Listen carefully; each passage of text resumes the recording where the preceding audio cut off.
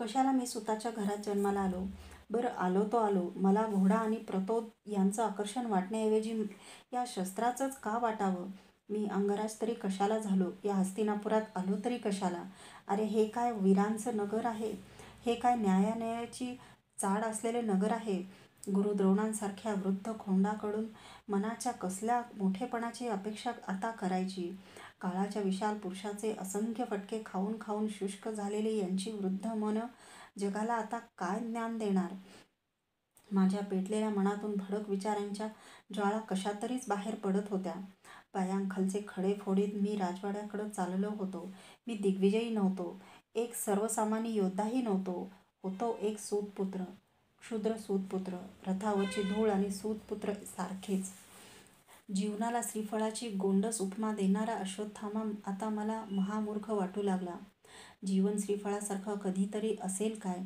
ते मी नेहमी म्हणत आलो त्याप्रमाणे समरांगणही नाही.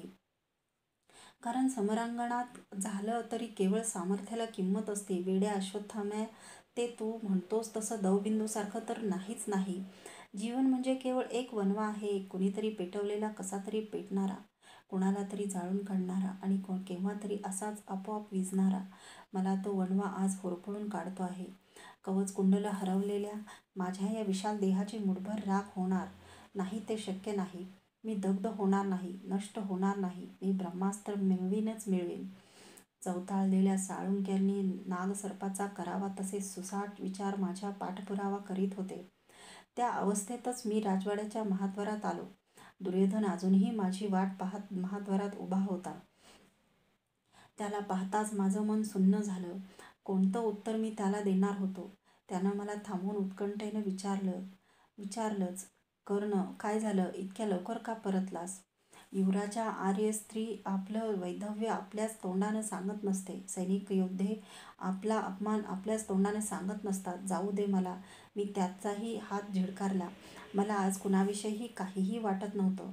पाण्याच्या गरगर फिरणाऱ्या भोवऱ्यात सापडलेल्या वाळक्या तृणपात्यासारखं मन एकाच विचाराभोवती सारखं फिरत होतं. सूतपुत्र, अपमान, सामर्थ्याची परीक्षा, ब्रह्मास्त्र. अपमान कर्ण, तुझ्यासारख्या बलदंड आणि दिग्विजयी वीराचा अपमान कुणी आणि का केला? माझे दंड घट्ट पकडून ते गदागदा हलवीत भोवयांची कमान ताणत त्यानं विचारलं, तुम्हा कौरवांच्या वंदनीय गुरुदेवांनी, द्रोणांनी का केला? कसा केला? मला काही विचारू नकोस. जगातल्या कटू सत्यांनी माझा जीव आता गुदमरला आहे. यावेळी तू मला असाच एकटा सोड. त्याच्या हातांची पकड मी बोटांनी सोडवली. तुझ्या यातना मला कळतात, पण त्यासाठी तुला उद्विग्न होऊन नाही चालणार. ज्या ब्रह्मास्त्रासाठी द्रोणांनी तुझा अपमान केला, ते त्यांच्या नाकावर टिचून तुला मिळवावंच लागेल. कर्णाचं कर्णपण केवळ त्यातच आहे, हे लक्षात ठेव. माझा हात हातात घेऊन तो म्हणाला. ते मी मिळवीनच. त्याच्यासाठी साक्षात भगवान परशुरामाच्याकडं मी महेंद्र पर्वतावरही जाईन. मला त्याचा विश्वास आहे. भगवान परशुरामांचा निवास सध्या महेंद्रावर आहे. उद्याच मी महेंद्रावर जाईन. आता मात्र एक पळभरही मला इथं थांबवू नकोस. माझ्या मनक्षोभाचं मला वर्णनही करता येत नाही. सोड मला. मी माझा हात सोडवून घेतला आणि राजवाड्याच्या पायदंड्या झपाझप चढू लागलो. चढताना खांद्यावरचं उतरी घरंगुळून खाली पायदंड्यावर पडलं, पण मला ते उचलून घ्यावंसंही वाटलं नाही.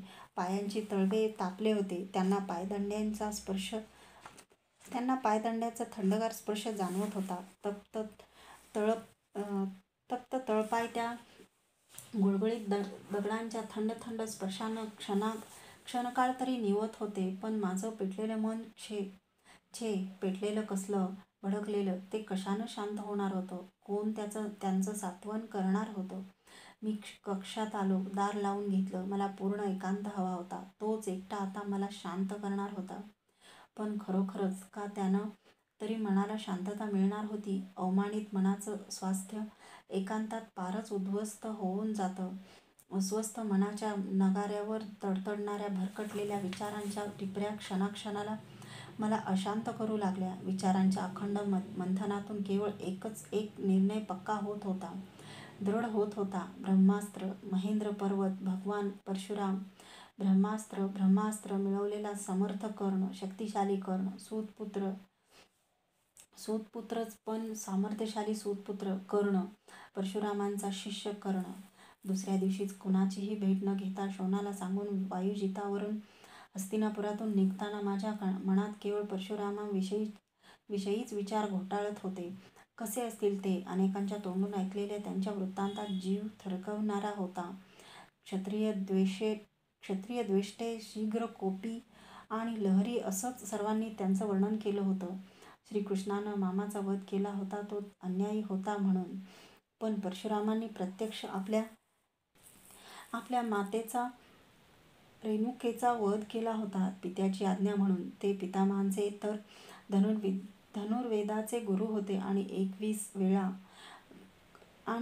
वेळा कर्तवीर्याच्या 100 पुत्रांचा नाश करण्यासाठी त्यांनी हैहय राजांना सरळ धूळ चारली होती. शेवटी एवढा पराक्रम करून धारण केलेले राज्य आपले गुरु कश्यप ऋषी यांच्या चरणावर दुदुंबीच्या टिपरीसारखं फेकून ते महेंद्र पर्वतावर आश्रम स्थापून स्थिरावले होते. अशा ऐकतानाच भयावह वाटणाऱ्या महापुरुषाकडे मी चाललो होतो. पण मन त्यांची काल्पनिक मूर्ती रेखाटत होतं, पण ती काही नीटशी जमत नव्हती. घोडा महेंद्राकडे धावत होता. जाताना लागणारे मार्ग दिग्विजयात पायांखालून गेलेच होते म्हणून कुठलाही सांगाती न घेता मी एकटाच निघालो होतो. मार्गात पांचाल, काशी, पूर्व, दशार्ण आणि अशी राज्य लागणार होती. कुठल्याही देशाच्या राजनगरात थांबण्याची आता इच्छा नव्हती. कुठल्याही मंदिरात उतरायचं, विश्राम घ्यायचा आणि वाटचाल करीत शक्य तितक्या लवकर प्रथम महेंद्र पर्वत गाठायचा असं मी ठरवलं. महेंद्र पर्वत कलिंग राज्यात असल्यामुळं मला अधिक पेच पडला होता. राजा भानुमंतासह सर्व नगरजन मला तिथं पूर्ण ओळखू शकले असते. म्हणूनच संध्याकाळच्या धुसर समयी मी त्यांच्या राज्यात प्रवेश करणार होतो. एखादा विश्वासू नगरजन बघून वायुजिताला त्याच्या स्वाधीन केल्याशिवाय महेंद्र चढता येणं मला शक्य नव्हतं. प्रवासाच्या अशा योजना आखीतच मी पांचालांच्या राज्यात आलो. कांपिल्य नगरीतील सुदामांची गंगेकाठची समाधी मला मोहवू लागली. पण जर कुणीही मला तिथं पाहिलं असतं तर पांचालाच्या द्रुपदाला वार्ता देऊन माझा पुढचा प्रवास थांबविला असता. त्यांचं स्वागत आणि आदरातिथ्य स्वीकारण्या इतकाही आता मला अवसर नव्हता. मन महेंद्र पर्वताच्या दर्शनासाठी नुसतं असुसलं होतं. ब्रह्मास्त्रासाठी तळमळत होतं. म्हणूनच कुणालाही चाहूल न देता मी पांचाल देश सोडणार होतो. तरीही काही चिकित्सक पांचाल संशयित दृष्टीने माझ्याकडे टवकारून पाहत होते. कानांची छेदलेली पाळी पाहून नकारदर्शक मान डोलवून जात होते. अंगावरची राजवस्त्रे इतरांचं लक्ष वेधून घेणारी म्हणून ती एका संन्याशाला देऊन मी त्यांची वस्त्र मागितली. आपली भगवी वस्त्र माझ्या हाती देताना तो म्हणाला, या वस्त्रातही कुठंतरी माझी आसक्ती अडकून राहिलेली आहे की काय याची परीक्षा घेण्यासाठीच परमेश्वरानं तुला माझ्याजवळ धाडलं आहे. घे ही वस्त्र, घे आणि तुझी ती मौल्यवान राजवस्त्र गंगेला अर्पण कर. जा. त्यानं भिक्षेच्या झोळीचं वस्त्र लज्जारक्षणासाठी कटीभोवती गुंडाळून माझ्या हाती आपली भगवी छाटी दिली. ती अंगावर धारण करताना माझं मन त्याच्या उदात्त विचारांनी दबून गेलं. त्याचा आदर राखण्यासाठी म्हणून कांपिल्यनगर सोडताना मी माझी राजवस्त्र गंगेला खरंच अर्पण केली. आता मनात कसलीही खळबळ नव्हती, कसलाही उद्रेक नव्हता. अंगावर भगवी वस्त्र होती, वर निळं आकाश होतं, समोर महेंद्राचा मार्ग होता. कांपिल्यनगर सोडून काशी राज्याकडे चालू लागलो. आता मी दिग्विजयी सेनापती नव्हतो. माझ्या मागून लक्ष योद्धे नव्हते. हत्ती घोड्यांची चित्कारणारी खिंकाळणारी पथकं नव्हती. इतकंच काय, पण पराभूत झालेली कवचकुंडलंही आता माझ्या देहावर नव्हती. होय, मी दानवीर नव्हतो. होतो भगवं वस्त्र, शांत मन, माथ्यावरचं निळं आकाश.